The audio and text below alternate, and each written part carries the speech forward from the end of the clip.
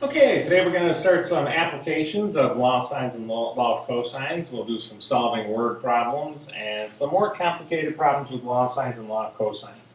This means like maybe multiple triangles. A little procedure over here, draw a diagram, determine what you're given, side, side, side, side, angle, etc. And determine which one you're going to use, either the law of sines or the law of cosines as needed. Note here that sometimes you will have to apply them more than once. All right, a local airline does not offer direct connection from city A to city B. Rather, you have to go from city A, fly to city C, 40 miles, and then from city C, 70 miles to city B. Okay, that means the direct route between A to B is not available. The measured angle ACB is 110 degrees. There we go. I got a pretty good diagram drawn and labeled so far. Now it wants me to find the distance between city A and city B to the nearest mile. This is it right here. X, we'll call it. Okay, so what am I given? Side, angle, side. So if I have side, angle, side, I can't use the law of sines, I have to use the law of cosines, which means I'm going to be looking for the loneliest side, which is always across from the angle we're using. So my angle is going to be, my loneliest side is going to be x. X squared equals 40 squared plus 70 squared minus 2 times 40 times 70 times the cosine of 110. Now that we're using both law sines and cosines, please be careful that you're using the right trig function there. All right, well, 40 squared and 70 squared, those are fairly simple. That's going to be 1600 plus 70 squared is 4900. And then minus, and instead of showing every single step here, once we've shown that substitution, you can evaluate 2 times 40 times 70 times cosine 110 all at once. Okay, so let's show you how that would look. Here we have like a 2 times 40 times 70 times the cosine of 110. All right, enter. All right, so that's a negative number there. Okay, so be careful. I'm subtracting a negative. So it's going to be negative 1,915.31. All right, there we go. And now to that, I have to, I got to simplify this, so I'll need 1,600 plus 4,900. It's going to wind up being plus 1915.31. Enter. And actually, I could have evaluated all of this at once on the calculator, but I did want to show a couple of steps here. All right, x squared equals 8415.31, and then simply from there to solve, you take the square root of both sides. So second x squared of my 8415.31, and you get 91.7349. Right? So I've got x equals 92 miles. All right, there's our first example. All right, on to the next one here. So we've got multiple triangles. Find x to the nearest integer. When I have multiple triangles like this, they're typically going to have a shared side. And that shared side is usually going to be kind of a key to solving the problem. See, I've got this side down here is labeled at 85. I know this angle is 43. This angle is 57. And they want me to find x. Well, before I can find x, that 43 and 57 are different triangles. I can't really use them like together. I could have like the x over the sine of 43, but then I need like this whole side down here over the sine of this whole angle. So that's not really going to help. Like I said before, maybe a good idea would be to try to find this shared side. So we'll call that guy y. Now, if this is 57 degrees, this angle right in here, that angle, is going to be 180 minus 57. Okay, that's going to give you 123 degrees. Okay, if that's 123 and that angle's 43, when I add those two together, I am going to get 166. All right, when you add 166 together, that means this little sliver of an angle up here, the one that's actually across from 85 on this leftmost triangle, is going to be 180 minus 166. So you're going to have 14 degrees for that little skinny little angle up there. And now I'm ready to use the law of sines here to solve for y. I can have y over the sine of, what angle is opposite from this on the left triangle? It's that 43 degrees. So that 43 degree angle right there. Y over the sine of 43 is equal to 85 over the sine of 14. All right, now you'll notice here I have y over the sine of 43 equals 85 over the sine of 14, and a lot of times I cross multiply to solve proportions, but you know, a simple thing to do here is just multiply both sides of this equation by the sine of 43. All right, so if I just multiply both sides by sine of 43, you'll see that I'll get this expression, 85 times the sine of 43 all over the sine of 14, and then that can all be kind of evaluated at once. I'm starting to show you a couple of the shortcuts, right, instead of showing quite so many steps. And then that can all be entered at once. 85 sine 43, close that parenthesis, or hit enter, divided by the sine of 14. Okay, so that's going to give me 239.62. 239.62. Now, I'm not done, right? I have found y. All right, so my y was 239.62. That's this guy right here. Now I can use, now I can focus on the triangle on the right. All right, I'll outline it in red. Now I'm focusing on this triangle, and I have x over 57. X over the sine of 57, sorry, is going to equal y over the sine of 90, but we found y to be 239.62 over the sine of 90. Now some of you may recognize that this is a right triangle, and I could have used, just like the right triangle trig you did from algebra, and had sine of 57 equals x over 239.62. Maybe I'll do a couple examples like that later.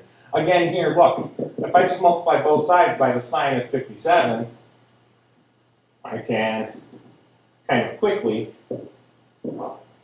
get to an expression that I can just evaluate with one kind of all in one fell swoop here. I'm going to have 239.62 sine 57, enter, and then I'm going to divide that by the sine of 90. You may know what the sine of 90 is. It's 1. So when you divide something by itself, well, it is itself. And then I'm supposed to find this to the nearest integer. All right, so x came out to be 200.962. To the nearest integer is 201. There we go. There's example 2, 201. All right, and that was what I was looking for was x. All right, and the third example, we have a trapezoid. And it tells us that this trapezoid, ABCD, has parallel lines AB and DC. And that the AB is 212, the measure of angle A is 90, measure of angle C is 100, and the measure of angle CDB is 46. And they've been so kind to not only tell us all that, but label it for us as well. They want me to find DC to the nearest inch. Well, that's this up here. That's that side. So we'll call that x. Now you see you've got two triangles there again. And a good idea is usually to find this shared side between the two triangles. The upper triangle, BCB, and the lower triangle, DAB. We'll share that side, DB. So that shared side I'll call y. Now this parallel line thing here, if I have two parallel lines cut by a transversal, alternate interior angles tell me that this must be congruent to this. So this is also 46 degrees. And then the sum of the three angles of a triangle, 46 plus 90 plus 44 adds up to 180. I think I have all I need to solve for y at this point. It's 212 over, and then the angle opposite from that was that sine of 44 right there, right? Sine 44 is going to be equal to y over the sine of 90. Okay, well, and you can multiply both sides by the sine of 90, which is what? 1, right? So it's going to be 212 times the sine of 90 over the sine of 44. I'm showing you with the sine of 90 written in there because, well, that's not always going to be something nice and easy like 1. Sometimes you're going to have to carry it with you. All right, so then you can evaluate that all at once. 212 times the sine of 90, enter. And divide that by sine 44. See, I got 212 when I multiplied by the sine of 90 because that is 1. All right, and I get 305.186. 305.186. So my value of y is 305.186. And I usually carry that to the thousandth because that's not my final answer. I'm going to have to round. I'm going to have to use that and then round later a little bit better. Okay? So I have 305.186. Over the sine of 100, over the sine of 100 equals, and I'm looking for x. So it's going to be x over sine, and what angle is across from that? Oh, it's this guy down here, right? And that is not going to be 44. 46 plus 100 is 146. I think it's going to be 34 degrees. So that's the sine of 34. All right, so I have 305.186 sine of 34 all over the sine of 100. And that is what my x is equal to. And we'll just evaluate that. All right, I have 305.1859. I can leave that right in there and just say times the sine of 34, enter, divided by the sine of 100. And I get 173.29, 173.29, okay, which is to the nearest inch is 173 inches equals x. Okay, there's my answer, 173 inches. Okay, so that's 1, 2, and 3. On to question 4. From 2 points 250 yards apart on a horizontal road running directly toward a launch pad. So I've got a horizontal road running towards a launch pad. And I've got 2 points here and here that are 250 yards apart. Right? The angle of elevation at the top of a rocket. Okay, so there's a rocket on the launch pad. And I'm talking about the angle of elevation from these 2 points are 44 and 28. Which one's the 44 degree angle? It's this one. It's the one that's closer. The closer you get to something, the steeper the angle of elevation. So that's 44 and that's 28. All right, and then I'm going to have, this is 136. When I subtract, those should add up to 180. And then 28 plus 136 plus 16 adds up to 180 there. So again, I'm aiming towards finding this shared side. It wanted me to find the height of the rocket. So I'll call that x. Y will be my shared side. And it's going to be y over the sine of 250 equals, no, I am sorry. It is y over the sine of 28 equals 250 over the sine of 16. Sometimes you got to stop and not rush so much. I'm going so quick with the videos here. There we go. Y equals 250 sine 28 over sine 16. All right, and when you evaluate that, you get y equals 425.805. I think you've seen me evaluate enough of those on the calculator. You don't need to see that one. All right, so now I know this angle. I'm going to use the right triangle trick this time. Sine of 44 equals the opposite, which is x, over the hypotenuse, which is y. So it's going to be x over 425.805. I multiply 425.805 times the sine of 44. That will give me x. And that works out to 295.789. It's my x. I have a 6 afraid of 7 because 789. Round that to the nearest yard, 296 yards. Okay. And in this last example, this one is very similar to a previous example, and I'm running short on time, so I'll leave that one for you for an exercise. try that one, okay? Look back at the problems and see how you can do it. Thanks. Good luck.